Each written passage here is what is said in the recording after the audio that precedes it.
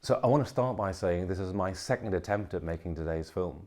I did promise that each film would be made spontaneously and I'd speak the words as they came in the moment. And just as I started filming for the first time this morning, a workman appeared at the window on a set of ladders, and it was entirely distracting. And they've gone now, so I feel that I'm now talking to you rather than entertaining the person at the window. What I want to talk about today is dead heroes, which may not seem like a particularly appealing subject, but I want to give some context to this. There's a program in the UK, you might have heard of it, it's shown around the world, I guess, which is Top Gear, a program about cars. And on Sunday evening, there was a special segment about Colin McRae driving a Subaru and becoming the first British World Rally Champion. And, it was a sport where Britain did not excel. We were not playing at the world level. That was, very much Europeans, in particular Scandinavians. And Colin was a breakthrough driver, this young man from Scotland, quite unassuming. And yet when you put him behind the wheel of a car, he was incredible. His performance, his commitment to win, he was nicknamed Colin McCrash because he was always driving right on the edge. He was always pushing the envelope as far as it could go. And when Colin died, I was utterly shocked. I was shocked by the fact that he died, but I was also shocked by my reaction to it. And I realized that there were a number of people in my life who I didn't know personally. And when they died, I had a disproportionate response in terms of grief. I felt a profound grief.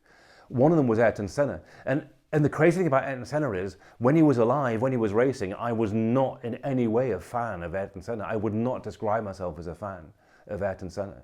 And yet when he died at that race weekend, I was utterly shocked. And I probably spent more time getting to know him after he died and building a relationship with someone who was an amazing man. I mean, he was clearly an amazing racer, but actually he was an amazing man back in his country, back in his own country, back in Brazil. And another one was John Martin. I actually met John Martin a couple of times. He's a singer-songwriter, and I saw him play many times, and I actually met him in Edinburgh. The reason why I share this with you is, people say you should never meet your heroes, and I've certainly achieved that by ensuring that my heroes are now all dead. But I wanted to explore why we shouldn't meet our heroes and what it meant to me. And I think the reason why we shouldn't meet our heroes is it's a lopsided relationship. They don't know us at all, but how we know them is a fiction. We build up this idea of who this person is by how they're presented in the media, or how they choose to show up, or how they perform in sport. And we also put them on a pedestal, which is what makes them heroes. We put them up there and we create this persona which is entirely manufactured within ourselves without any input from the other side. And then when we meet with them, the chances of that human being with their greatness and flaws of actually mapping onto that thing we've created is probably near zero. I mean, I think sometimes people meet their heroes and it's amazing, but most of the time it's probably a disappointment or, something they're not expecting.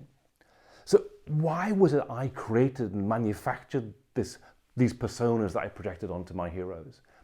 And I think the simplest answer that I can come up with is that those manufactured ideas of that person came from unfulfilled needs inside myself, that they were parts of the way I saw myself, there was a gap or a need that I was trying to fulfill. There was some part of me that I felt was missing that I hadn't fulfilled in myself, or a goal that I wasn't progressing or pursuing. And it was much easier to project that onto somebody else and say, oh wow, they're doing really well at that. And then to have a relationship with that manufactured person, rather than finding the root cause for that unfulfilled need inside myself. So I think that's what's behind this idea of creating heroes. And what I've noticed is, as I explore more about who I am and understanding much better who I am, and understanding where those gaps are and where those unfulfilled needs are in my life, I have much less of a need to have heroes. I don't notice myself having heroes anymore. There are certainly people in my life and I admire their work, but I think I see them much more as human beings rather than as someone to put on a pedestal, rather than that, disconnected, asynchronous relationship that is entirely made up. So that's what I want to share with you today. And just a little kind of postscript on that. Colin McRae, as I say, a world rally driver, drove a Subaru, had a huge impact on my life that actually rolled into my life. This was in the 90s, and at the time, I wanted to buy a car, and I ended up buying a Subaru Impreza to be like Colin, to experience that kind of car that he was driving. And that shaped a significant part of my life. And, I got into motor racing. I met a lot of people through that. There was a whole community. More than a decade of my life was entirely dominated by being involved in that community. So heroes can fulfill something quite important to us and help us grow and move on. But I think it's really important to recognize the true role of heroes, which is actually a mirror into ourselves and how we want to grow.